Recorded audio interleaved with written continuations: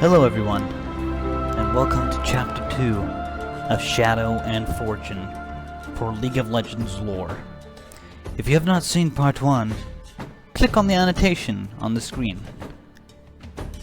Now, let's get started after what had happened with Lucian.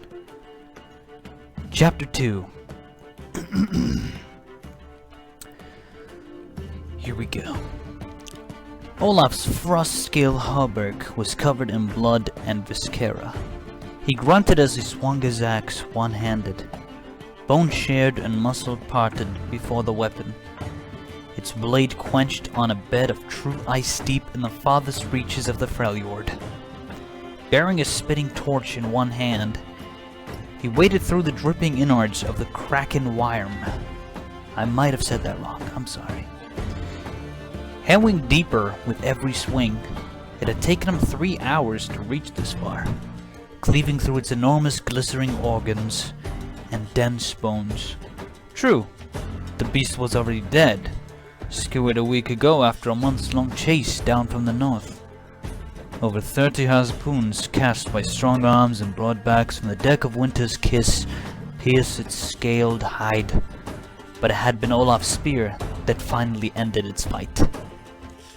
Killing the beast in the heart of a churning storm outside Bilgewater had been exhilarating, and for one brief moment, as the ship heeled over and almost tossed him into the beast's maw, he thought this might be the moment he would achieve the glorious death he sought.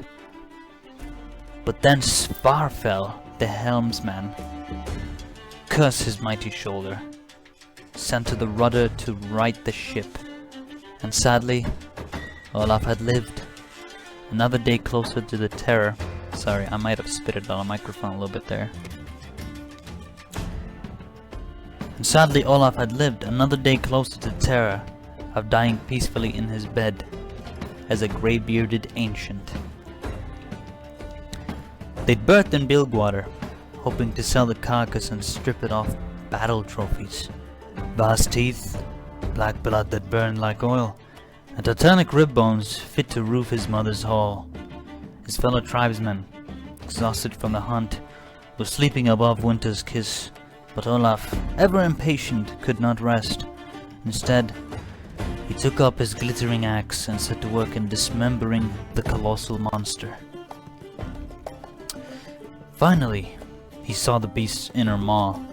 A ribbed gullet large enough to swallow a clan whole, or crush a 30-year-long Griva in a single bite. Its teeth were chiseled fangs like obsidian boulders. Olaf nodded. Yeah, fit to ring a hearth circle of the Windwalkers and the Readers of Bones and Ash. He jammed the spiked base of the torch into the meat of the Kraken worm's flesh and set to work, hacking at the jawbone until a tooth came loose, hooking the axe to his belt.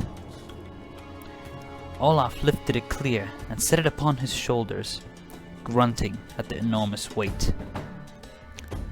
Like a frost straw gathering ice for his lair, he said, making his way out of the beast's innards, wading knee-deep in blood and caustic digestive juices. Eventually, he emerged from the giant wound in the Kraken worm's rear and drew in a lungful of slightly fresher air. Even after the innards of the beast, Bilgewater was a rank soup of smoke and sweat and dead things.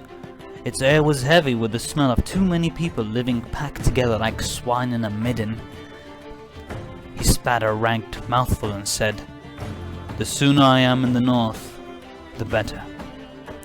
The air of the Freljord was so sharp it could cut you to the bone. Every breath here tasted of rancid milk and spoiled meat. "Hey!" shouted a voice over the water.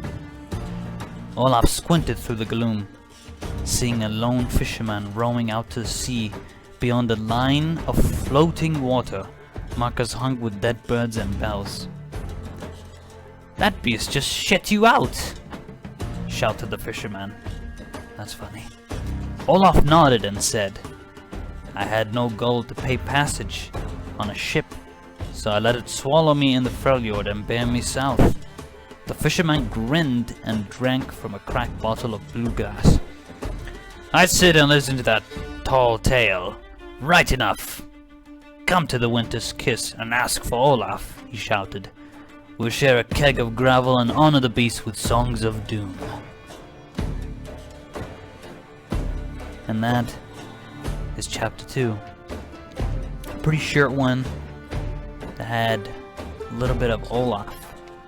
Now, chapter 1 we talked about Lucian and how he dealt with those guys, and now we got Olaf. I'm not sure where this is going, but I have a feeling it's gonna start coming together now. Thank you for watching chapter 2. Please leave a like and subscribe if you enjoyed. Make sure you click on the annotation in the beginning if you have not seen chapter 1. Thank you all for watching, and have a great day.